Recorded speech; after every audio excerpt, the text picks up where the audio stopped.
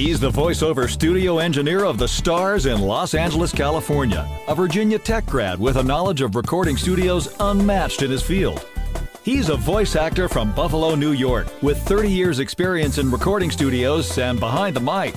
He solves people's home voiceover studio problems in the blink of an eye. Together, there's no studio problem they can't solve, and they'll do it for you tonight. Welcome to East West Audio Body Shop.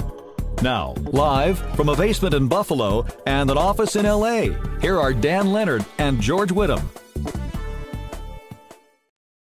All right. We've made it again. Week number 8 here on East West Audio Body Shop. I'm Dan Leonard in the East. And I'm George Whittam in the West. And together we are East West Audio Body Shop. All right. Well, how's everybody's week been going? How's your week been going, George? It's been great, actually. My family is visiting from Pennsylvania right now. Great. And we finally have a place big enough where they can stay with us and be in relative comfort. It's my dad and my mom and my brother, Steve. And they're all hanging around the house today. And, geez, we got a lot done. We hung a chandelier in the living room today, over our dining room, over the table.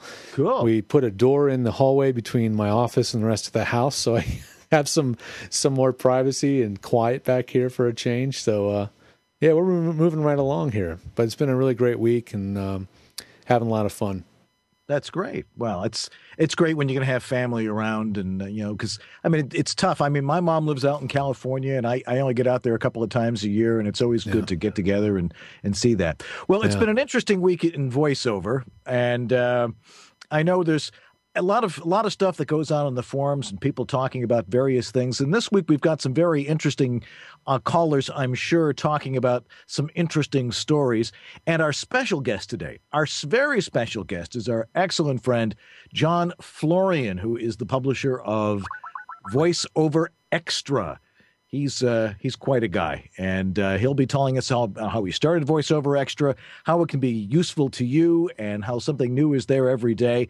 And I'm really looking forward to talking to him, but I always look forward to talking to John because he always has something interesting to say. But as we described him, he is the Don Kirshner of VoiceOver because he's the one that he's able to. Do you remember Don Kirshner at all? Maybe you're too young for that, George. I'm not quite sure. If there's like a pregnant pause, it's only because I'm trying to get our caller lined up. So okay. All right. Well, we know he's there somewhere. But anyway, but the thing about John Florian is he's the one that introduces all of the rock stars in voiceover. Here's this person writing this article, and here's this person writing that article, and. Yeah. And that's kind of cool that he does that, and he gets to know all these different people in our business, and I think that's probably the best thing about our business is that we have so many great people in this particular industry who are very sharing and have lots to say, and so that's going to be happening later on today. Plus, we've got bad audio of the week, and I know you've selected something very, very special for us this week. So we sure did. Yeah, I see. George and I sort of go between our collective collections of bad audio because as home studio consultants, we of course get bad audio from people, and of course we don't want to offend anybody. But then again, sometimes this audio is so bad, you just have to hear it. Exactly. So stay tuned for that a little bit later on. Do we have our first caller yet? Yeah, I think we're going to get him on right now, and let's see if he's connected here. Yeah, here he is. All right. Good evening, East West Audio Body Shop. Who's calling? I'm here. This is. We know you're there. George Washington III from Charlotte, North Carolina. Excellent. George Washington III. How are you? I'm doing well. How are you? I'm very good. So you're a voice actor in Charlotte? Yes, I'm a voice actor here in Charlotte. I have been doing that for 8 years now. I am a singer. Have sung with Opera Carolina. You're an opera singer? Yeah, sometimes, yes. Oh, we've got to hear a little bit of this. Okay. Put him on the spot. You got to do it. Okay, right. Here we go. Some enchanted evening, you might see a stranger. You might see a stranger across a crowded room. And somehow you know even then, that someday you'll see her again and again. It's the East West Audio Body Shop Variety Hour. Bravo! Bravo! Nice job. Beautiful. Thank you. That's great. So you do you use your studio for singing at all, or just primarily for voiceover? Primarily for voiceover. I've kind of messed around in here with singing. Just, when like, for instance, I have friends who'll have a birthday. I'll do their happy birthday message for them. I've, done little things, but nothing that's serious, because music mixing, I'm just not that good at. So, so really, it's just for the voiceover. It comes with experience, and of course that's a totally different discipline. And I think a lot of people don't understand that a home voiceover studio is a very unique environment, not really the best for music. If you have a lot of people have they'll have their band in a garage or something along those lines, and they'll try to insulate their garage. Home studio is very, very different. But you have a question about your particular situation, or what? I do. My question is about bass traps and those sorts of things that you add in a studio. Now, I don't always know if it's something I need to have. My space is kind of small. It is, as a lot of people have, it is a closet. I've put RLX on the walls and looking to do RLX on the ceiling and the like. But, if you go to like an RLX site or places that sell that kind of gear, they will all show all the things like bass traps and corner traps and things like that. And I wonder, is there value to that for a voice artist? And is there alternate choices you can make that aren't quite as pricey? Because those are, even though they don't seem to be a whole lot, they are kind of pricey. Right. Are you in that space right now? Yes, I am. Okay. I mean, if you're using that chain right now that you normally use, it doesn't sound too bad. Thank you. It does sound like you're in a small space. There's sort of something distinctive about it. I can tell you're in a closet or a smaller box type thing. And that is because the bass is what ends up getting kind of built up in a small space like that, which is why we use bass traps. There's a couple things you can do to help mitigate it without dropping a lot of money. Since I don't hear a lot of other issues, do you, Dan? Do you hear like early reflections or like comb filtering or anything like that? Not really. Like you said, it's small. It sounds like he's in a small area, Yeah. and generally with bass reflex, that's generally caused by loud noises. Generally in music studios, they'll use bass reflex or bass traps to capture really low thud noises like drums or something like that, so it doesn't bleed into a voiceover or something along those lines, or bleed back into the mic and cause some harmonics that they don't want. With voiceover, if you're talking at your normal conversational level like we're talking right now, it really shouldn't be a factor. Now, I know our friend Paul was building his studio in Pennsylvania a couple of weeks ago, and he finally finished it, and it sounds really, really good. And he was using some bass traps. And I'm not exactly sure, if they make that big of a difference. If you have a big, deep voice, I'm sure it would ease some of the harmonics. What do you think about that? I guess it depends on the range of the bass traps we're talking about. Bass meaning really low bass, like below 80 hertz, not a problem, really. You're not going to hear it. You're not going to deal too much with that in voiceover. You can high-pass filter that out of there pretty easily in your software. But the stuff that builds up in the low vocal range, in the middle of the low mid of the baritone range, can actually color the sound quite a bit. I mean, how big is the space? Would you estimate, George? It's about 5x4. 5x4. Okay. Yeah. Cool. Yeah. Are you in the chat room too? Yes, I am. You're getting two ends of the conversation. You're getting us and you get the Yes, chat sir. roon. Hey, I mean, you can't beat that, right? I mean,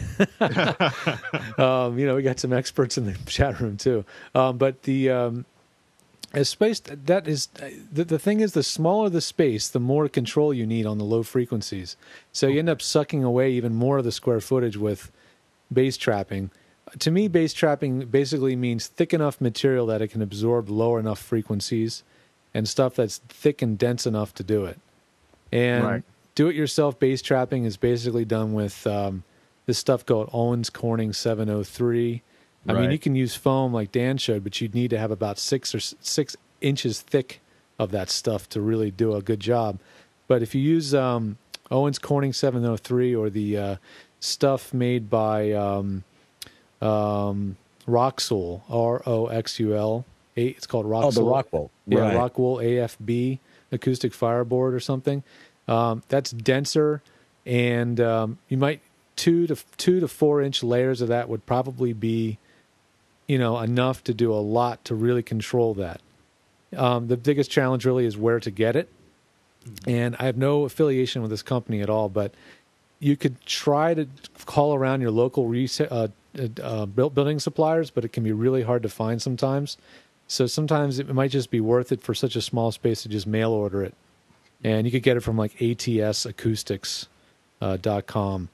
The shipping is just as much as the material. So if you spend $40 on material, you're going to spend about $40 on shipping. Okay. But the pricing is reasonable enough that in small amounts, it'll really make a difference. Right. Okay. So, that's going to get you a long way from where you are now. You're not too bad off, but it would certainly help to control some of the bottom end. So I would say it'd be a worthy investment endeavor to do that, to make that step. Yeah. Okay. And also remember, the reason that you would need that's because you're in a small enclosed room. If you're in a more larger space where you've got it open, where you don't necessarily are in an enclosed space, it really shouldn't be that much of a factor. Yeah, So bigger rooms are better off because the frequencies that build up in a large room are lower frequencies. So that means they're much lower than your vocal range. Okay. So in like a 10 by 12 foot room, you'll have resonances around 110, maybe 115 dB that stand out. Where in a small room, your resonances are like in the 250 to 300 range, which is why it colors the sound so much. So things to look out for. All right. Great. George, thank you very much. Thanks for thank joining you. us, and thank you for the serenade. It's my pleasure. All right. Thanks care. for calling tonight. Thank you. Well, we've got a lot more coming up tonight on East West Audio Body Shop. We've got another caller coming up in just a little bit, but at the bottom of the hour, we have our good friend John Florian, who'll be telling us all about VoiceOver Extra and all some of the great stuff that's going on over at Vox. Anyway, stay tuned. We'll be right back in just a couple of minutes here on East West Audio Body Shop.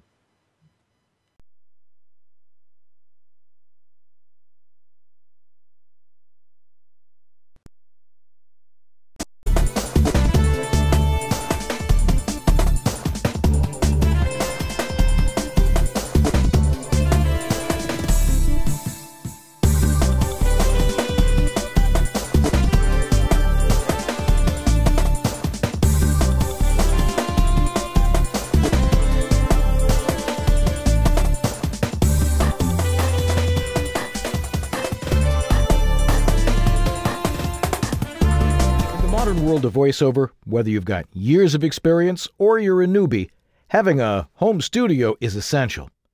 A home studio is a unique environment. Every voice is different, every room is different. Advice from friends is great, but you need someone with the experience of setting up hundreds of home voiceover studios.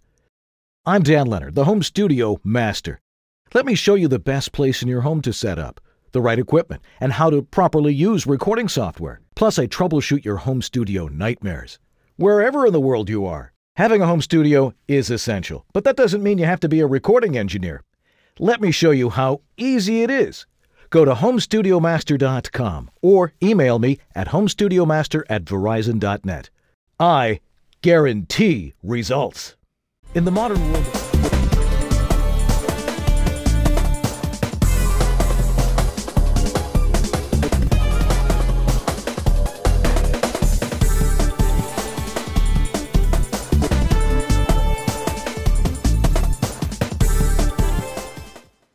All right, we're back here on East West Audio Body Shop. George, I did something that I thought I would never do this week. Adobe. Now, a lot of people don't like Adobe very much. They say their customer service isn't very good and their software is good. And even Bo was complaining last week. He didn't like Sound Booth. Yeah. But they've discontinued Sound Booth. Ooh, yes. But what they've done is they've combined it with Adobe Audition, which a lot of people actually like. A lot of people are using it. So now what they've come up with is called Adobe Audition CS5, and It is replacing Sound Booth, and it's only a $99 upgrade from Audition or Sound Booth right now. So I actually took the plunge on it, and I'm getting used to it. And it's essentially the same as Sound Booth. The effects racks are a little bit different, but you can customize all the shortcuts. And once I was able to customize all the shortcuts to the old Sound Booth settings, it works really, really well. So I may actually start using Audition. As much as I said I wouldn't do it, because it's funny. You're kind of taking the backdoor route into Audition, but I mean, the problem is whatever reason that they do things the way they do, they had to have a separate developing team do Sound Booth completely from Audition. Right. And I don't know if they did Sound Booth for Mac first and then Windows. It's funny that maybe they did it simultaneously. They probably had it, ported over, whatever it was. But it was always sort of, it was a good software, but they didn't put the marketing and the energy behind it like they did Audition. Right. And I think, they realized this really needs to go to the Mac because it's more powerful, more capable. And I think once you learn how to, as with Pro Tools, I just did a Pro Tools workshop last week. A lot of it is about taking these complex programs and then detuning them and simplifying them down so that you can do just basic work without getting caught in all the complexity of them, Right. So once you do that with Audition, I think it gets pretty close to what you could do with Sound Booth. And I think every tool that was in Sound Booth is an Audition. It is an Audition, but what the one thing that you can do in Audition that you couldn't do with Sound Booth, it really wasn't a big deal for me, is you can use plugins with them, VST and AU plugins. So that's a big help, because then it's like, well, what if I wanted one of these guys? I can actually go search for it and find a specific plugin to put in there. Flexible, yeah. Mm-hmm. Very, very, very flexible. Yeah. But I think for people who are just learning to basically record and edit, Audition or the Sound Booth made a lot of sense. But now it's Sound Booth with Audition, and they're the same thing, and it works great. For me now, the two biggies that I'm leaning on Mac now is definitely Twisted Wave and Audition. Right. Twisted Wave goes the really simple route, simple, easy. Audition goes the much more complicated, more capable. In between those two, I mean, you've got it covered. Oh, absolutely. Really covered, no absolutely. Problem. And the thing is you don't want to go overboard with stuff. You don't want to go overkill. Anyway, I think we have our next caller on the line here on East West Audio Body Shop. Good evening. Who's calling? This is Daniel Wallace.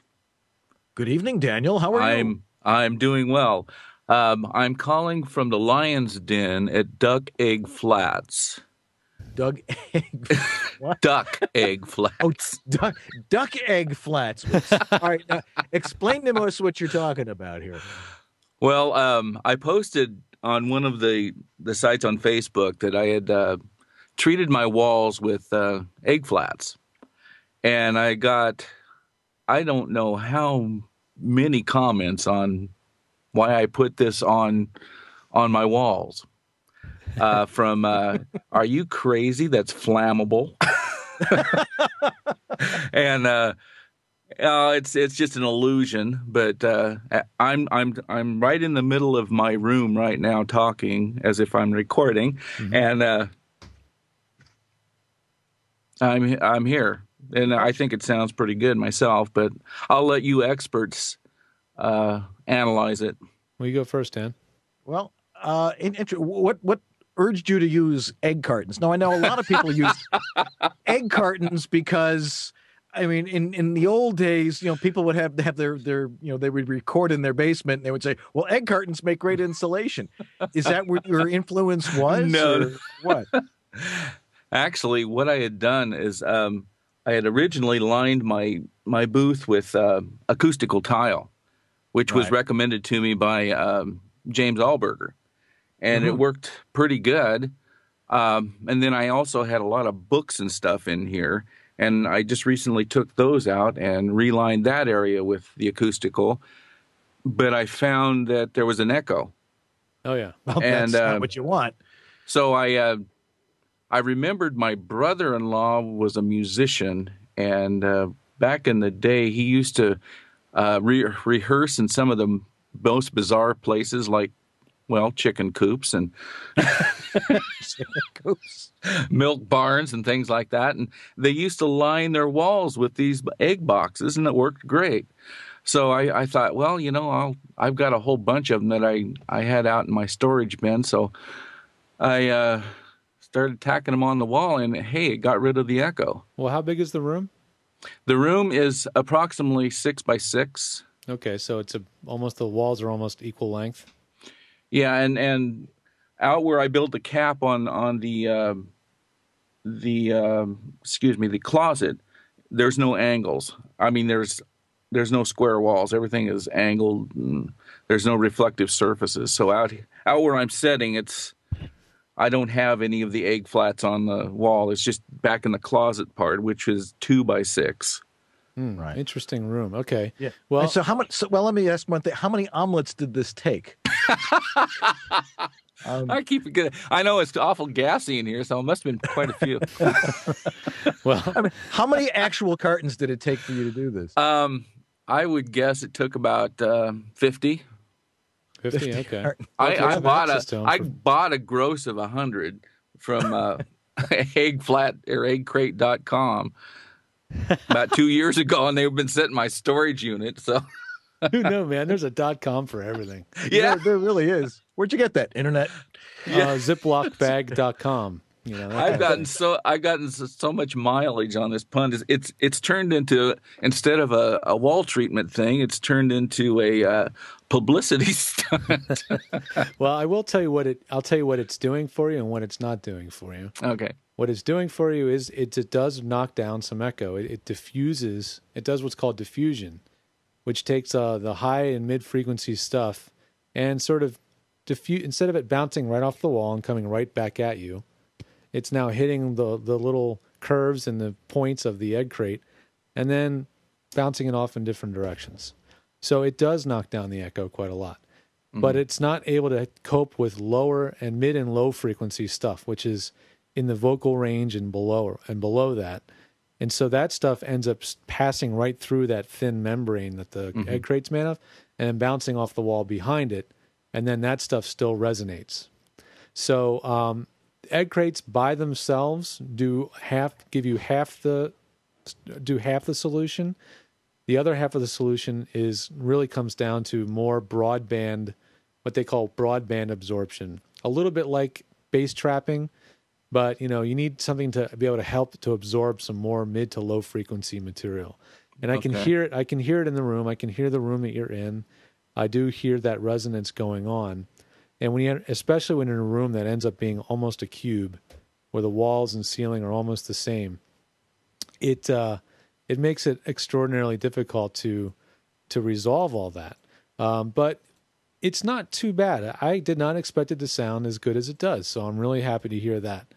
So I wouldn't worry too much about the results from it. It really certainly has made I'm sure it improved things drastically. I'm not having it in there. But let me ask you this. How did you attach them? Are they glued up there? Can you take them down very easily, or? I actually use 1-inch drywall screws. Okay, and so you could unscrew them and move them if you had to? Yeah, I can take them off just instantly almost. Oh, that's good. You didn't glue them. Thank God for that. And I attached them to acoustical tile, so it's going into the acoustical tile behind it. Okay, yeah, so those are behind it. Well, that's okay. Mm-hmm. Well, the acoustical tile is going to do a little bit to reduce some of the low mid frequency stuff, but you still need something. There's still something that needs to be added in regards to absorption, and I think kind of the same answer I gave to George Washington is probably going to apply to you, and that is adding in some broadband absorbing material like Owens Corning 703. Or Roxol AFB. You may not need to do it on every square inch of the room, but if you had something like that to deal with that wideband resonance that you're dealing with, it would really make a big improvement. And we're probably talking, $150 to $300 worth of raw materials, something like that. Not too horrible, but it would. But really I'm such a cheap. Well, I won't say the word.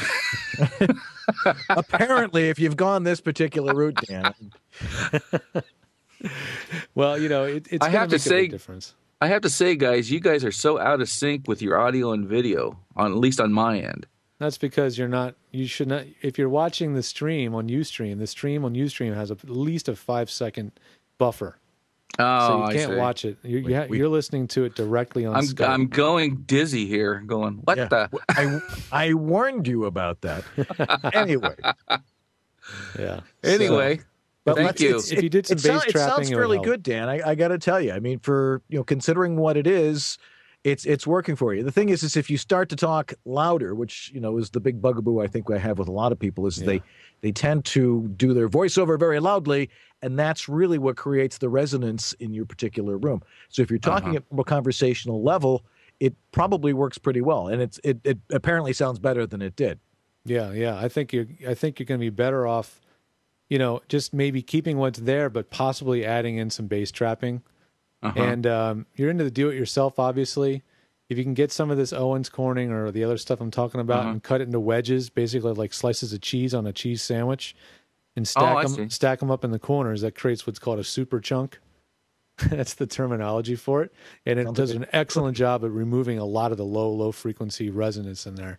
If you did that in at least 2 corners in there, I'm talking, maybe $150, $200 with a raw material, an afternoon of sawing outside with a handsaw, just a simple handsaw, or a hacksaw, and it would take you to that it always comes down to that last 10 or 15% which takes you from sounding pretty good but still kind of like you're in a home studio to sounding like you're in a professional booth where nobody would even doubt that you're recording in a professional studio. And that's what we're talking about here. Okay. Sounds good. All right. Well, report back and, see if that makes any difference with that. But it sounds like you've come up with a fairly inexpensive way of doing that. Not that I would recommend that to everybody out there. Well, it was never intended to be a permanent solution. It was just a temporary fix for right now. Right. And when I get the funds, I will do it the right way. Well, yeah. But the acoustical tiles are fantastic. Did you get a deal on those? Yeah. I got, I think, $56 for a dozen 2x4 by 1-inch panels. All right. That's not too bad. Work. I mean, that's certainly helping, but you're getting there. You're working your way there, and you deal with that low frequency resonance, which is the most common problem in any home studio closet booth, and you'll sound like you're and you'll start to sound like you're in a pro studio. So, but good job. Cool. I like your. I'm getting closer. Your improvised solution. Really? Way to go. And it's great conversation. And it's a great conversation piece besides. Yeah, it's a great marketing piece now. I love it. Good night, guys. Thank you. Thanks, Dan. Thanks for calling. Hey, bye. Betcha. All righty. Well, we've got our special guest, John Florian, coming up in just a couple of minutes here on East West Audio Body Shop. And, of course, a little bit later on, Bad Audio of the Week. And, of course, another caller. So stay tuned. We'll be back right after this.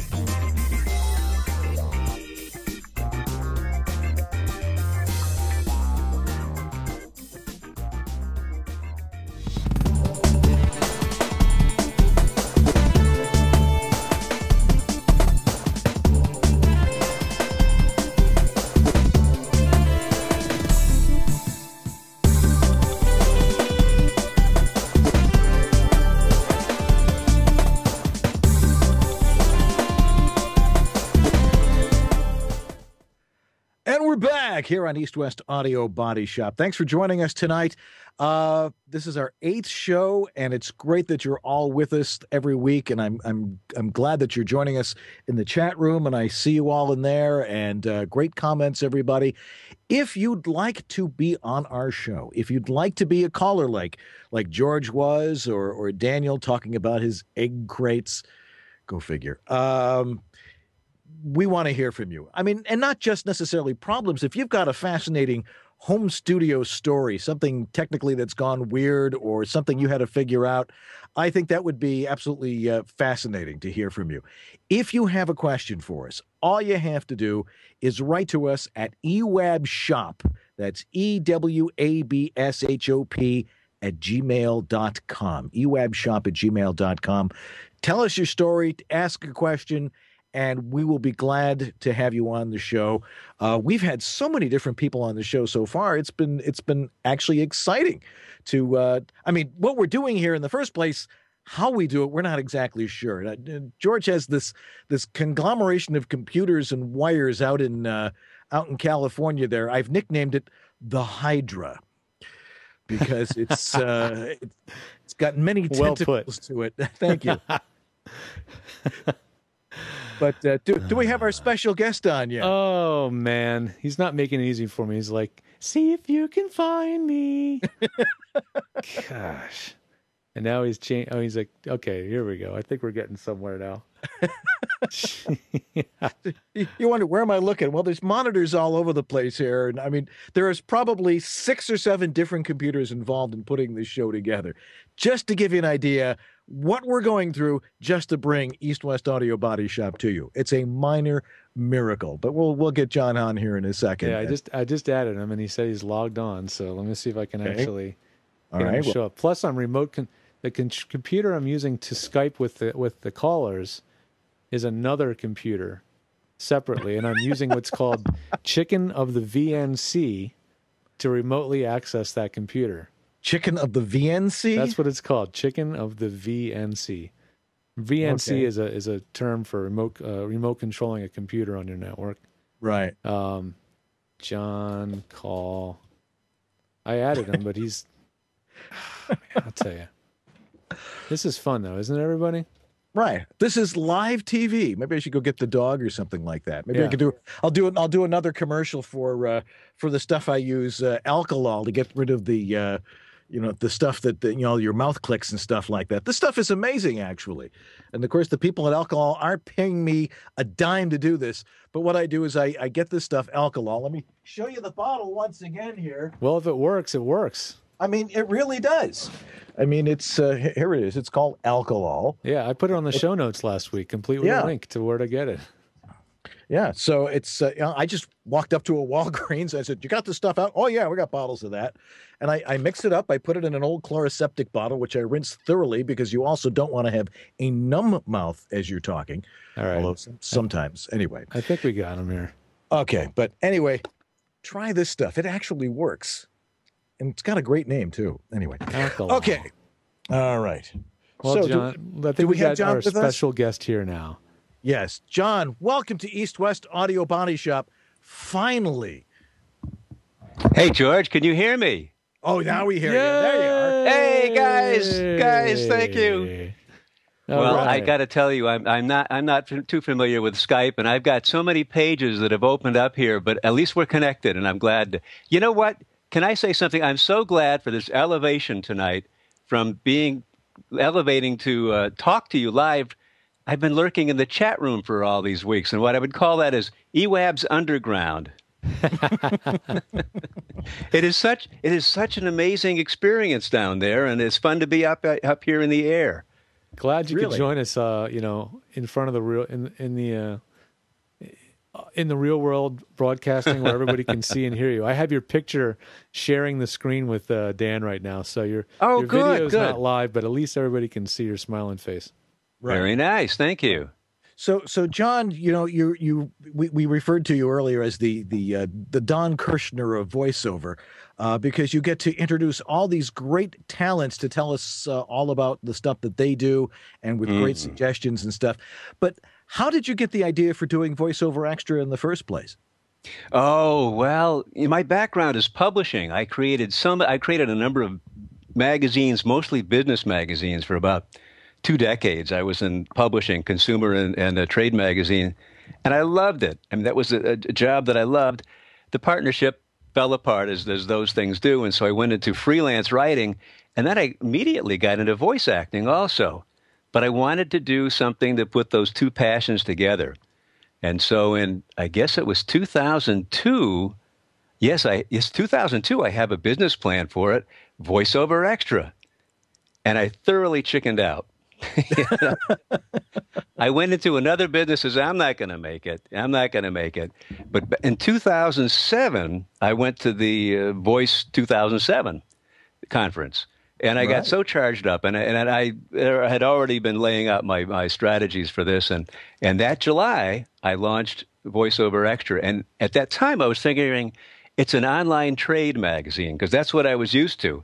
And I have over time come to think more digitally. It's an online creature of its own, not really a trade magazine. But people who are used to magazine formats, that's kind of what I like to think of it as daily news, how-to features, calendar of events, industry directory, and training, and the whole shooting match. And there's plenty more to come. There's just an awful lot of stuff, and it's very exciting for me.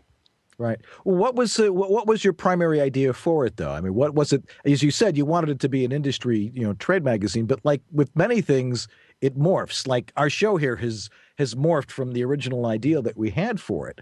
Uh-huh. And what sort of things have you adjusted with? What sort of new things have you tried with it? What did you suddenly say? Well, this is a possibility. I could do this with the online magazine. What has come about is the webinars. That's one basic thing. I hadn't thought of webinars when I started. I did when I started. I wanted to do a daily news and features and have all these bells and whistles, which I do now. What has really grown is the webinars, and I guess that was about 2 years ago it started. And Dan, you and George have become key components to that. It's just phenomenal.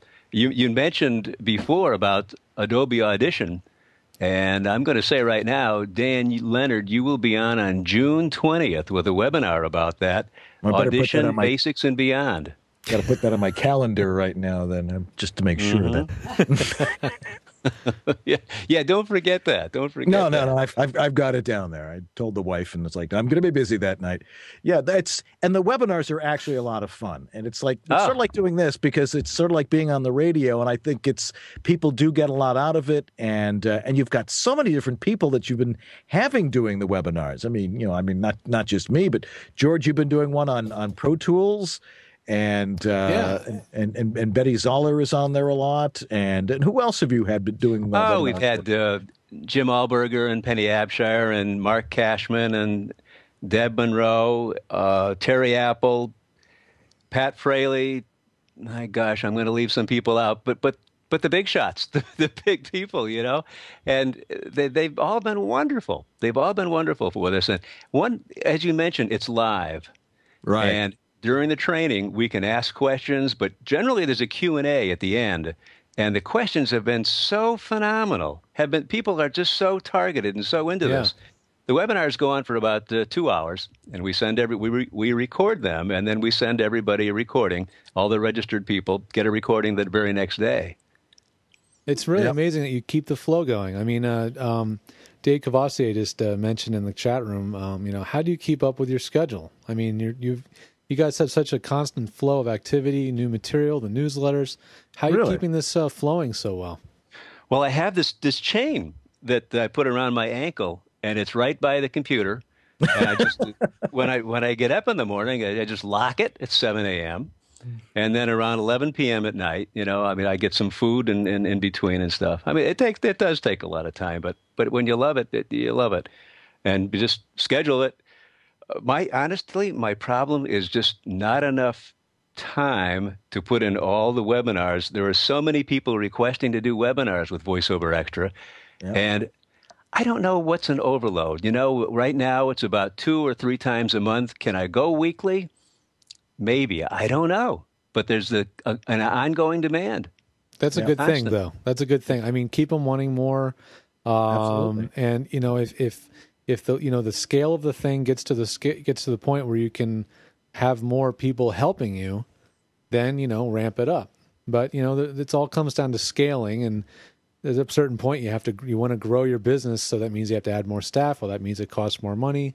So it's a delicate balancing act. But what comes off to the clients or the users, has been really good. It looks very. We're breaking up here. You said something about I am growing scales. Did you say I should be growing scales? Been throwing some technical business jargon out there. I'm sorry. Surin will usually take care of that. It's a lot of fun. Yeah. So can I mention? I mentioned Dan's webinar coming up. Also, George is going to be talking all about Twisted Wave on July 18. Yeah, that's right. I better put that on my calendar. Yeah, that's right. Put that on your calendar, George. No, it might already be in there. But no, you guys have it dialed in so well that you make it easy for us, the presenters, to do it. Mm-hmm. We did a couple rehearsals, and I was honestly a little nervous that Pro Tools was going to play nicely with the software, the webinar software, and everything. And well, you know what? It was very nice of you to demonstrate a crash of Pro Tools. Oh yeah, I've always tried to arrange one of those. It does happen often. I mean, I just installed Pro Tools. I optimized my machine, and it still crashed. So hey, I made an example out of it to explain to everybody that to prepare for that and save often, and that's just the way it goes with Pro Tools. Yep. Well, you recovered wonderfully, and I got to tell you, both you, George, and Dan get tremendous compliments in emails from the people who have attended your webinars about how wonderful you are at teaching and making things clear. Dan has talked about Audacity. We've had a webinar on Audacity, on GarageBand, and mic choice and how to choose a microphone and test them. And also you have a 4-part series on home studio setup, from acoustics to locations to recording equipment and everything. And they get marvelous reviews. Yep, and it's time to update that. I'm curious as I hit my microphone here. I'm curious. You've had a lot of interesting articles in there, and you have a lot of different people writing stuff. I mean, I've written stuff. George has written stuff. What's been some of the most interesting topics that you've seen come through VoiceOver Extra that people really have responded to? The people have responded to. Everything is of interest to me, or I wouldn't put it on there. And it ranges from different levels, from newcomers to people who are been in this for 20 years. When I do surveys of people who come to the website, in fact, let me say there's about 300 to 400, sometimes 500 daily visits during the weekday, and we have about 4,000 subscribers now. So there's a range of people I want to cater to. And you ask about the interesting stuff. The ones that get the most comments, I think perhaps have the most personality in it. Something that's new. It really depends. It really depends. Alan Sklar is talking lately about marketing and his days in the paint business and how he used to approach and people and make sales. And he also records this. So we not only have an article on him, byline by him, but also his recording, and people are just responding phenomenally to that. Also, we have a series going on now written by Kelly Buttrick, whom I met at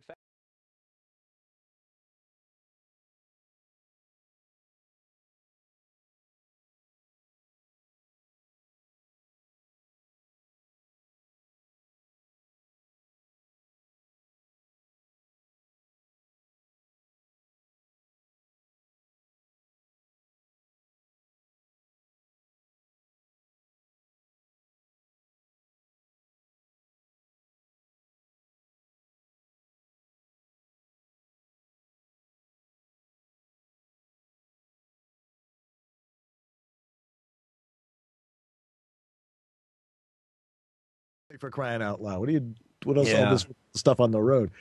Anyway, John, it's been fabulous having you with us tonight, and we so enjoy working with you and doing the webinars and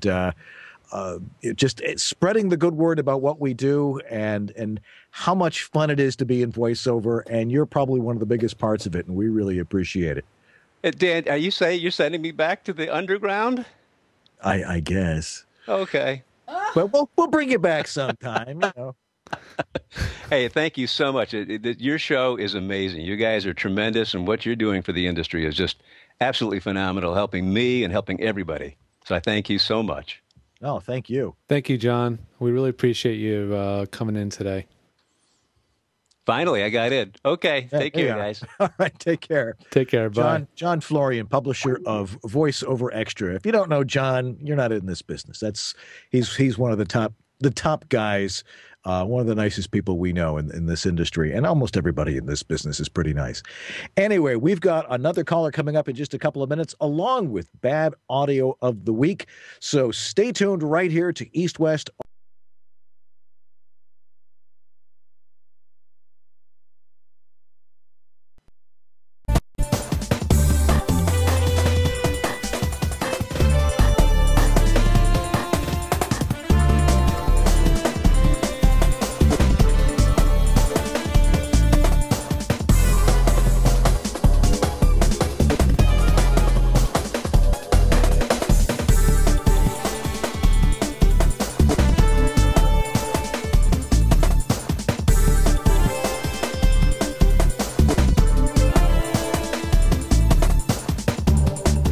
VoiceOver Extra, the voiceover industry's online news, education, and resource center 24/7. Hundreds, probably thousands of free how-to articles for voiceover success, ranging from home studio to voice acting to business. A free voiceover industry directory, calendar of industry events, resource links, a store, and much more. Bi-monthly webinars on all topics of voiceover, free subscriptions to newsletters, reports, announcements, daily news, and features at voiceoverextra.com.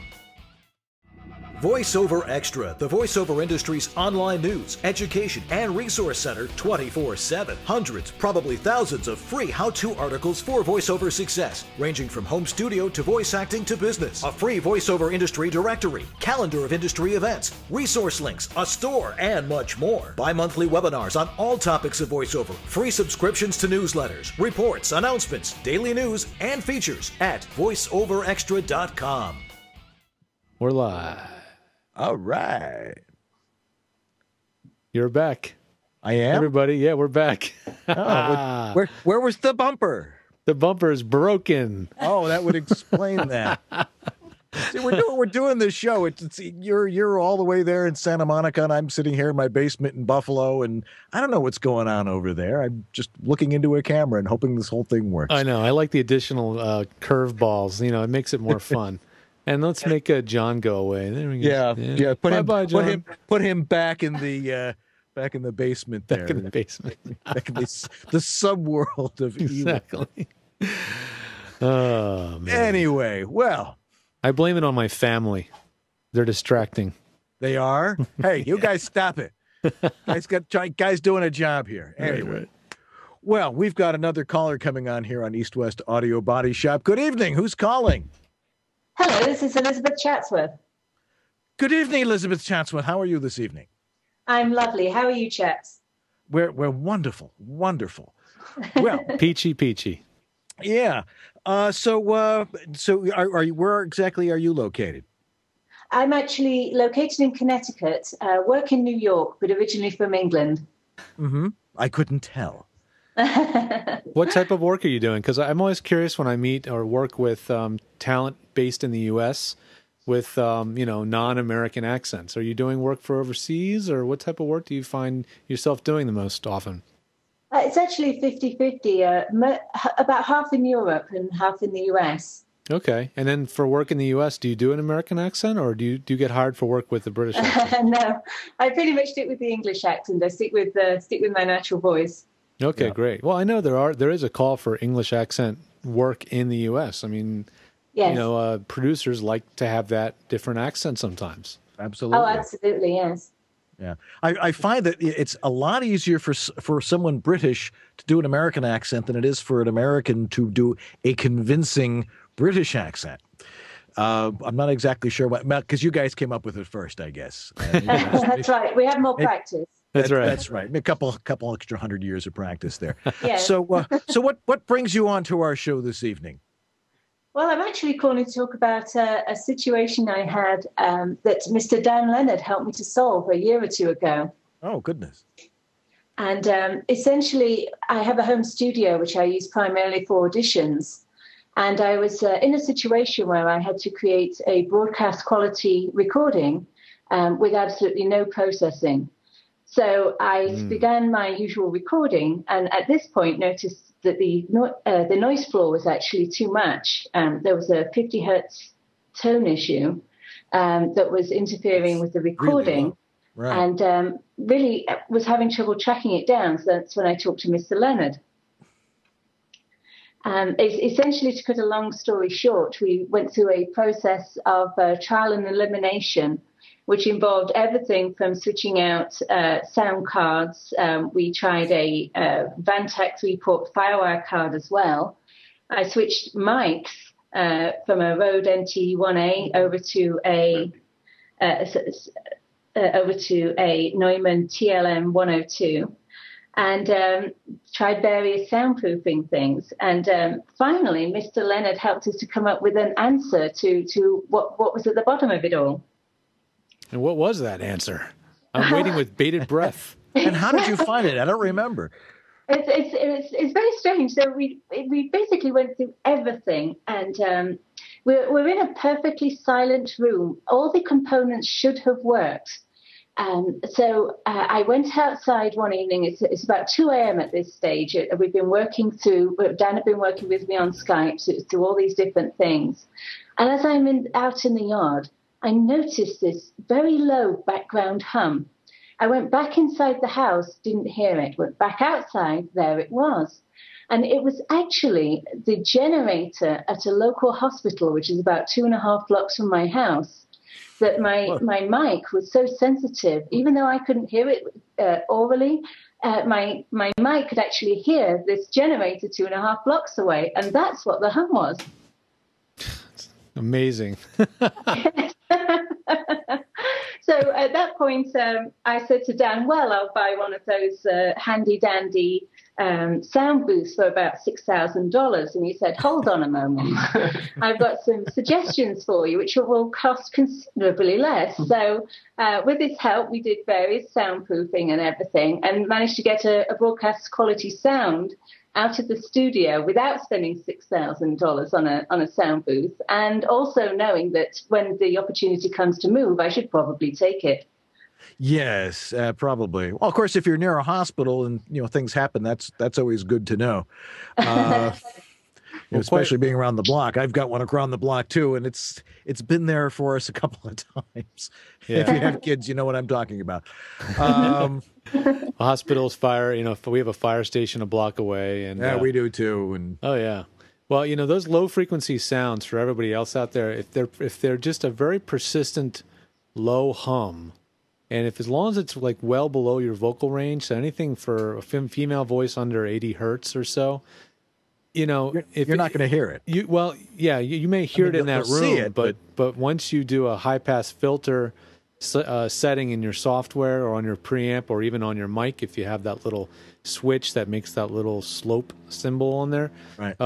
That's going to pretty much eliminate that sound from the recordings. So yeah, you may hear it in the room, and it may be something that's annoying to you, but as long as the resulting recording is cleaned up so that noise is taken out in the process, it's something that can be dealt with often with just a software setting. So for everybody else out there, if that's the only noise you have, everything else is fixed, but there's just this low, persistent humming sound, that most often can be filtered out, because the cost involved to remove those things acoustically can be really, really expensive sometimes. Very, very expensive. Plus, also, if it's below, like, say, 50 dB, you can always add a noise gate in there, because anything, if your voice is louder than that noise, you're not going to hear it in any pauses or anything like that. It's in any long silent sections or anything along those lines.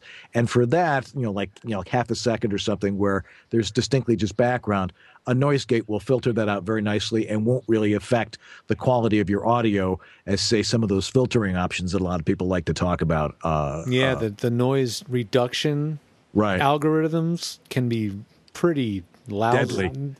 pretty deadly sometimes. It just sounds like you did something to the audio, and that anytime you do anything in post processing anything, that sounds like you did something is not a good thing. That's the irony of processing. It has to be transparent to the listener. They should never know you did anything in the first place. Right. So it was an interesting hunt, though, wasn't it? It certainly was, and my only issue really was this particular file had to have no processing on it, which is why we had to go through the process. But the sound now is great; it's not an issue anymore. So it was worth going through it. Right. See, and also the other thing you could have done is snuck in there, cut the gas line on this thing, and Well,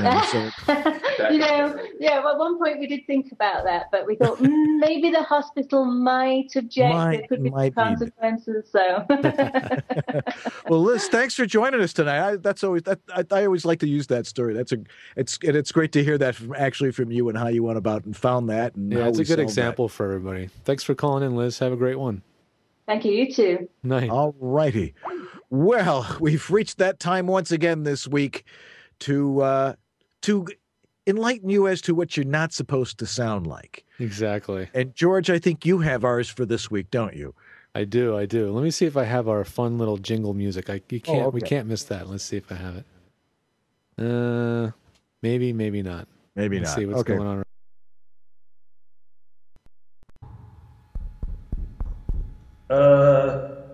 Is this thing on? And now it's time for another exciting episode of Bad Audio of the Week.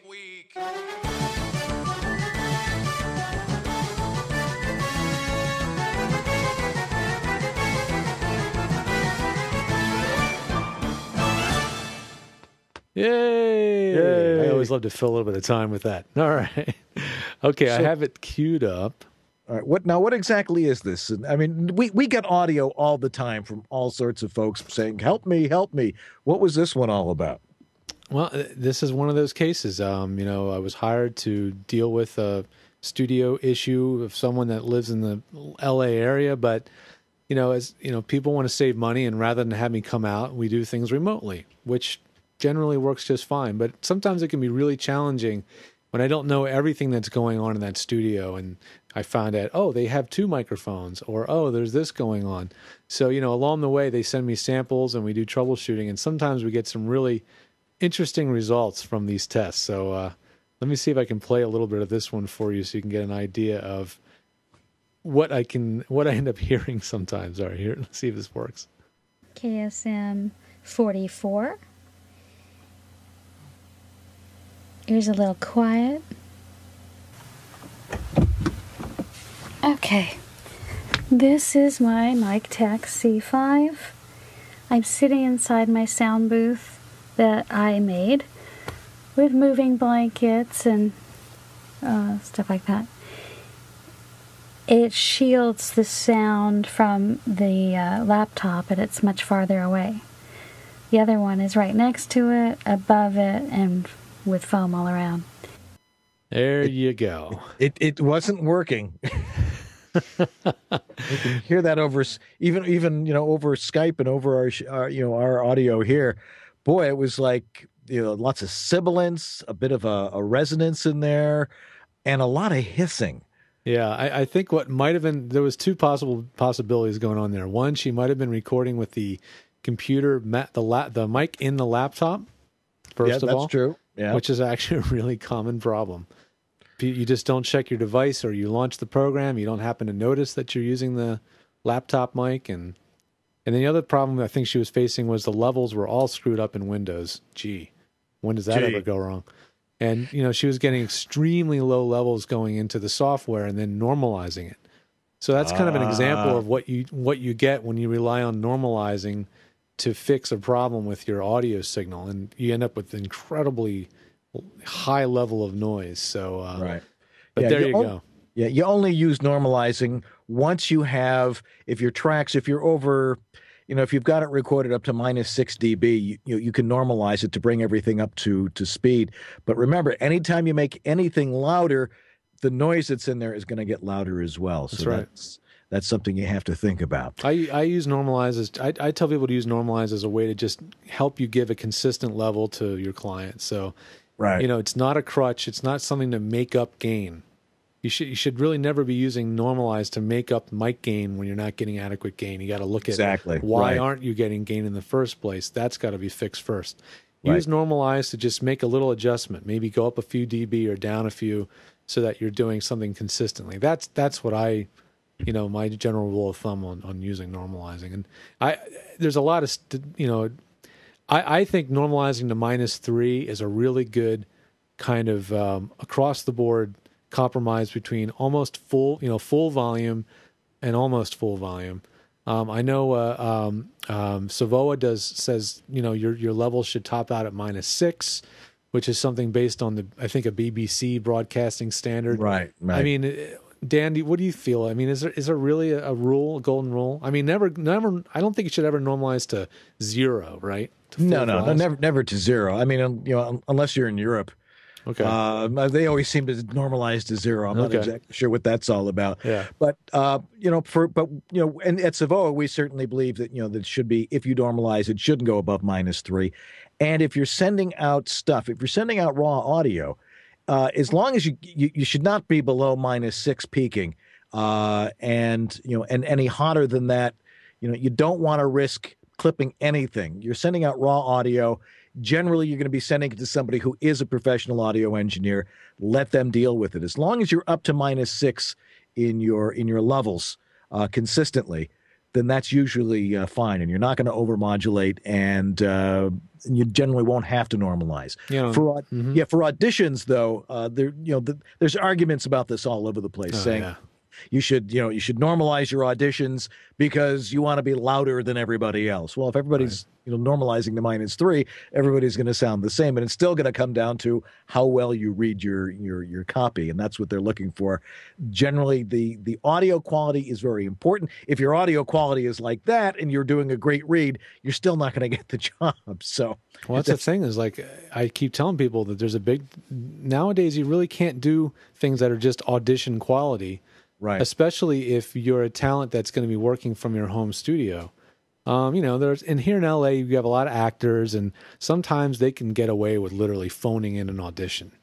Yeah. But for the real world, the rest of us, the rest of you out there working in all over the country, where they're not just evaluating you on your talent, but they are going to be evaluating you for your sound quality. And if the sound quality is not up to par, they may think you're a great voice.